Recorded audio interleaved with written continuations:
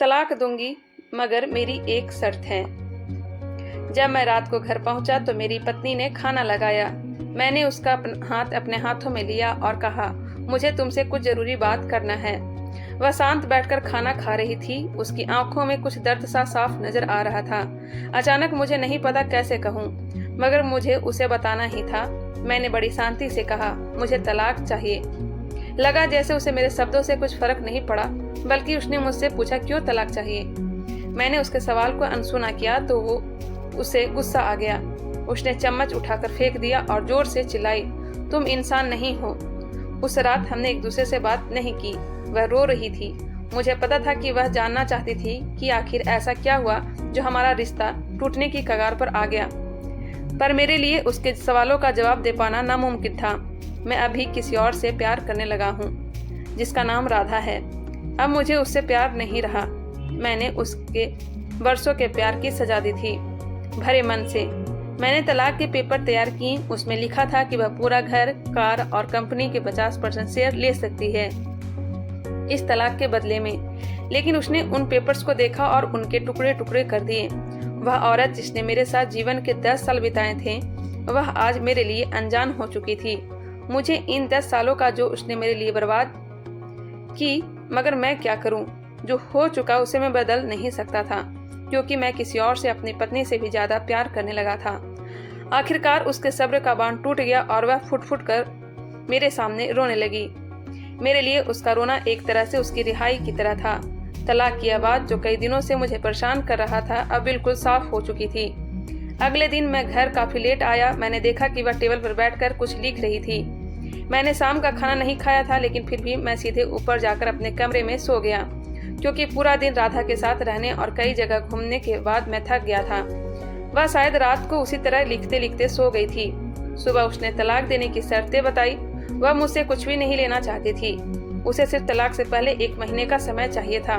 उसने आग्रह किया कि 1 महीना हम दोनों वही पुराना वाला जीवन जिए, जितना संभव हो सके, क्योंकि आने वाले महीने में हमारे बेटे की परीक्षा है। वह नहीं चाहती थी कि हमारे टूटे रिश्ते का प्रभाव उसकी पढ़ाई पर पड़े। मुझे भी यह ठीक लगा, मगर वह कुछ और भी चाहती थी।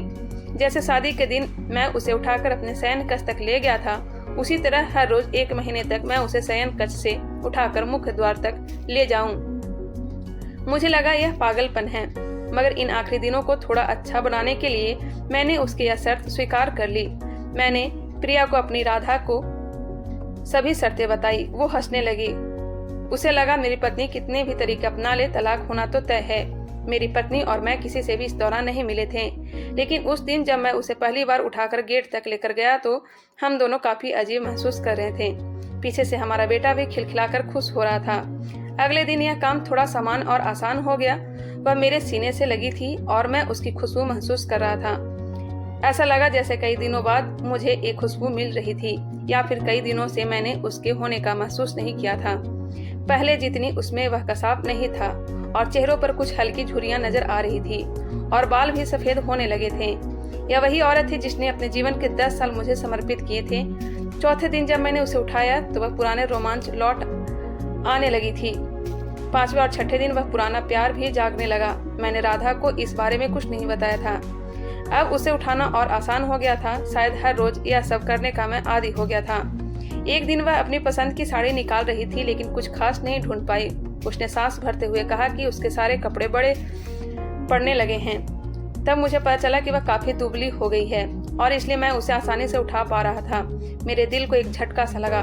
उसने अपने दिल में काफी सारा दर्द छुपा रखा था, पता नहीं कैसे। मैं आगे बढ़ा और उसके सिर को छू कर देखा। अचानक हमारा बेटा आया और बोला कि पापा, या तो मामा को उठाकर आप बाहर ले जाने का समय हो गया है। उसके लिए अपने पापा द्वारा मम्मा को इस तरह उठाकर ले जाते हुए देखना जीवन का अभिन्न हिस्सा बन गया था। मेरी बीबी ने हमारे बच्चे को बुलाया और जोर से उसे गले लगा लिया।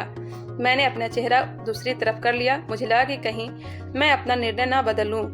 मैंने अपनी पत्नी को रोज की तरह उठाया और बेडरूम से सिटिंग रूम होते हुए हॉल तक लाया। उसने प्यार से अपने दोनों हाथ मेरी गर्दन के आसपास रख दिए। मैंने उसे जोर से पकड़ रखा था, बिल्कुल हमारे सुहाग रात की तरह, मगर उसका इतना कम वजन मुझे परेशान कर रहा था। महीने के आखिरी दिन जब मैंने उसे उठाया तो फिर मेरे लिए एक कदम भी चल पाना मुश्किल हो रहा था। हमारा बेटा स्कूल जा चुका था। मैं अपनी कार से ऑफिस गया और कार से कूदकर बाहर आ गया, बिना कार को लॉक किए। मुझे डर था कि अब एक पल भी देरी मेरा इरादा बदल देगी। मैं ऊपर गया।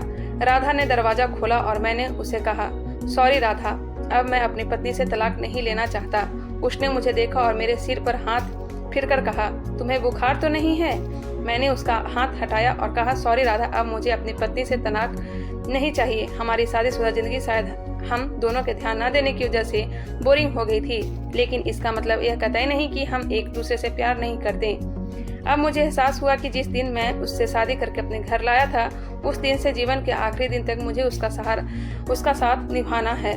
राधा के होश उड़ गए। उसने मुझे एक जोरदार चांटा जड़ दिया मेरे मुंह पर। वह रोने लगी और दरवाजा अंदर से बंद कर लिया। मैं सीढ़ियों से नीचे उतरा और आकर अपने कार में बैठ गया। आगे एक फूल वाला की दुकान पर रुका और अपनी प्यारी पत्नी के लिए एक सुंदर सा गुलदस्ता लिया। एक दुकानदार ने पूछा कि इस पर क्या लिखना है। मैंने मुस्कुराते हुए कहा कि मैं तुम्हें जीवन के आखिरी दिन तक यूं ही उठाता रहूंगा, मेरी अर्धांगिनी। उस शाम जब मैं घर आया, हाथों में गुलदस्ता लिए, मेरे चेहरे पर एक मुस्कान थी। मैं ऊपर अपने कमरे की तरफ भाग कर गया, लेकिन जब तक वह मुझे छोड़कर इस दुनिया से जा चुकी थी हमेशा के लिए। वह कई महीनों से कैंसर से लड़ रही थी, लेकिन मैं राधा के साथ इतना खोया हुआ था कि कभी ध्यान ही नहीं रहा। उसे पता था कि वह जल्दी ही मुझे छोड़कर जाने वाली है, इसलिए वह मुझे और मेरे बेटे के रिश्ते को टूटने से बचाना चाहती थी। मैं नीच उससे तलाक लेना चाहता था, लेकिन फिर भी उसने मुझे अपनी बच्चे की नज़रों में एक प्यारा पति और पिता बना दिया था। जीवन की छोटी छोटी बातें रिश्तों में बहुत महत्व रखती है। बड़ा घर, बड़ी कार और बैंक बैलेंस एक खुशियों का हिस्सा जरूर बन सकते हैं, मगर अपनों के बिना इनकी कोई कीमत नहीं। अगर यह कहानी पसंद आई है तो लाइक करें, हमारे चैनल